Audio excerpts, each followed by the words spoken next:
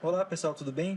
Antes de nós partirmos para o dimensionamento do nosso projeto elétrico, irei fazer alguns vídeos explicando sobre as grandezas elétricas, pontos de interruptores e pontos de tomada. Nesse vídeo aula, falarei exclusivamente sobre grandezas elétricas. E como projetistas dessa área, pessoal, é obrigatório que nós conheçamos as grandezas elétricas tanto para a nossa vida profissional quanto para o nosso cálculo que nós iremos começar a fazer nos próximos vídeos. Então, pessoal, por favor, não pule esse vídeo aula, assista até o final para que quando a gente passe para o próximo vídeo, a gente não venha a ter dúvidas. E quando a gente for modelar, quando a gente for fazer o cálculo, a gente também não venha a ter dúvida. Bom, então para a gente começar, existe aqui dentro do nosso e-book, eu criei uma página, duas páginas na verdade, falando exclusivamente sobre grandezas elétricas. A página é essa aqui. E aqui na nossa página ela já começa com uma pergunta que diz assim: quais são as principais grandezas que devemos conhecer para elaborar um projeto elétrico? Bom, pessoal, existem quatro grandezas que nós precisamos conhecer, que é a tensão elétrica, a corrente elétrica, a resistência elétrica e a potência elétrica. Bom, pessoal, e como cada grandeza elétrica dessa se comporta e quais são as unidades de medida de cada uma delas? Logo abaixo tem uma imagem ilustrativa tentando explicar para nós, de forma visual, como se comporta cada grandeza elétrica umas com as outras. Nesse exemplo aí, dessa imagem, tem um condutor e existe uma corrente, que é o ampere, tentando percorrer esse condutor, porém existe uma resistência, criando um obstáculo, criando uma dificuldade nessa passagem da corrente, e logo atrás existe um volt, que é a tensão, tentando empurrar, tentando forçar a passagem dessa corrente. Tá, mas pessoal, o que seria essa corrente elétrica? De forma resumida, seria o movimento ordenado dos elétrons, estimulado devido a uma tensão, que é conhecida como diferença de potencial entre dois pontos, ou DDP. Bom, imagine, pessoal, que existe um condutor. Não interessa nesse momento o tipo de material, imagine que é um material que conduz corrente elétrica e existe nesse material elétrons livres. Imagine que entre uma extremidade desse material e a outra extremidade existe uma diferença de potencial.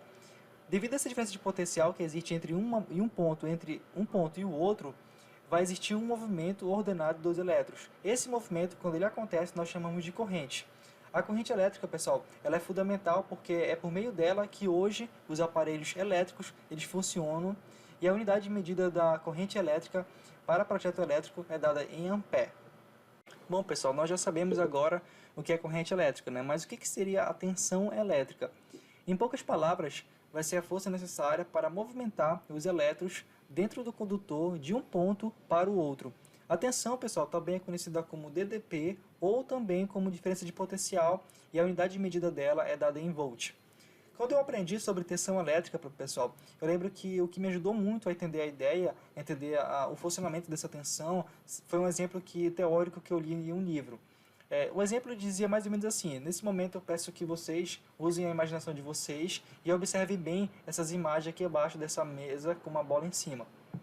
O exemplo que eu li era mais ou menos assim, pessoal. Imagine que existe uma mesa comum, uma mesa qualquer, e uma bola qualquer em cima dessa mesa, como nessa primeira imagem aqui. Se essa mesa não estiver inclinada, então o nível, ou seja, a altura em relação ao piso de uma extremidade da mesa, ela vai ser igual à outra extremidade da mesa.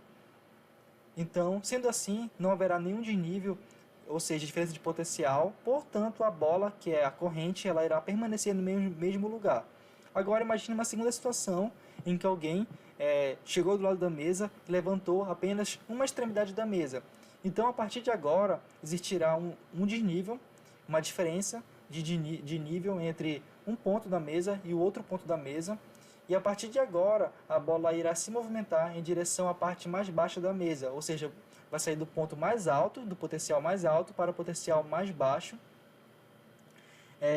que significa a entrada da sua rede para o seu ponto de utilização. Simplificando, o que acontece, pessoal? A partir do momento que existe uma diferença de potencial entre dois pontos, entre uma extremidade da mesa e a outra extremidade, essa diferença de potencial vai fazer com que a corrente ela venha tender a se movimentar de uma forma ordenada, no único sentido, e essa tensão ela irá forçar os elétrons a se moverem, gerando um movimento que nós chamamos de corrente ordenada.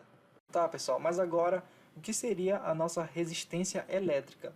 Bom, pessoal, a resistência elétrica, de forma didática, seria qualquer obstáculo que venha dificultar a passagem da corrente elétrica dentro do condutor. Essa unidade de medida da resistência elétrica é dada em ohms, e alguns fatores que podem diminuir ou podem aumentar a resistência seria a área do condutor, o comprimento e o tipo de material. Como assim a área do condutor? Pessoal, o que acontece? Existem elétrons, existe corrente saindo de um ponto do cabo elétrico para o outro ponto do cabo elétrico. Quanto maior a seção, quanto maior a bitola desse condutor, mais caminho, mais livre os elétrons vão ficar entre uns aos outros para poder correr dentro ali do condutor. Se for, por exemplo, imagine aqui um corredor, né, dentro da sua casa.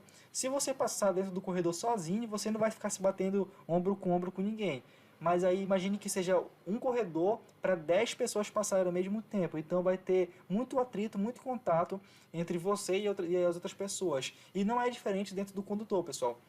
Os elétrons eles vão tentar sair de um ponto para o outro e eles vão se chocar entre si. Então, quanto menor a bitola, maior vai ser essa resistência. Então, qual é o ideal? É sempre nós trabalharmos com bitolas maiores. Quanto maior a bitola do condutor, menor será a resistência. O comprimento também ele vai influenciar, porque quanto maior o comprimento, maior será a resistência, maior será o caminho para os elétrons percorrerem. E o tipo de material também oferece resistência, porque existem materiais que possuem mais elétrons livres e tem material que possui menos elétrons livres. Ou seja, quanto mais elétrons livres dentro do material, mais fácil, mais simples é o percurso para eles poderem se locomoverem dentro do material. Por isso que hoje existem vários tipos de materiais e cada material possui uma melhor condutividade do que o outro. Essa imagem aqui abaixo, pessoal, ela consegue simplificar bastante a nossa ideia, é a imagem que a gente viu no slide anterior. Aqui existe, como eu falei para vocês, um condutor e existe a corrente tentando percorrer esse condutor. Mas aí existe uma dificuldade, existe uma barreira, existe uma dificuldade que essa corrente está enfrentando para poder passar por esse condutor. Essa dificuldade nós chamamos de resistência elétrica, que seria dada em ohms. Mas aí o que ajuda, o que dá apoio para essa passagem da corrente? Que é a tensão que a gente acabou de ver também. Para finalizar, pessoal, o que seria a potência elétrica? A definição para a potência mais fácil de entender é basicamente o que? A potência ela é a velocidade com que o equipamento converte a energia elétrica para uma energia necessária para o seu próprio funcionamento. Por exemplo, imagine um chuveiro. O chuveiro é um aparelho que ele pega a energia elétrica que nós recebemos na nossa rede, da nossa edificação, e ele pega essa energia elétrica e converte em energia térmica. E quanto maior a potência elétrica do chuveiro, mais quente será a água quando você estiver tomando banho, e quanto menor a potência do chuveiro, mais fria será essa água. Se a gente considerar a mesma vazão para ambos os casos, é claro, né? Podemos também achar a potência elétrica através de uma fórmula que diz que a potência elétrica é dada pelo produto da tensão pela corrente, ou seja, se você tem a tensão de funcionamento do aparelho e você tem a corrente de trabalho desse aparelho, se você multiplicar esses dois fatores, essas duas incógnitas, você pode achar ali no caso a nossa potência. Além disso, pessoal, é por meio dessa grandeza elétrica que é possível hoje nós determinarmos né, nas edificações o consumo e o gasto, aquilo que você tem que pagar no final. Logo, quanto maior a potência elétrica dos aparelhos, mais caro será a conta no final. Geralmente, pessoal, no projeto elétrico nós trabalhamos a potência elétrica em duas unidades. Nós trabalhamos a potência elétrica em VA, que é volt ampere, mas também é comum nós trabalharmos em watts. Então, pessoal, nós vimos nesse vídeo um pouco sobre as grandezas elétricas, que seria 4 grandezas elétricas, revisando aqui seria a tensão, seria a corrente, seria a resistência, seria a potência. A corrente seria o movimento ordenado dos elétrons, né, que é estimulado devido a uma DDP.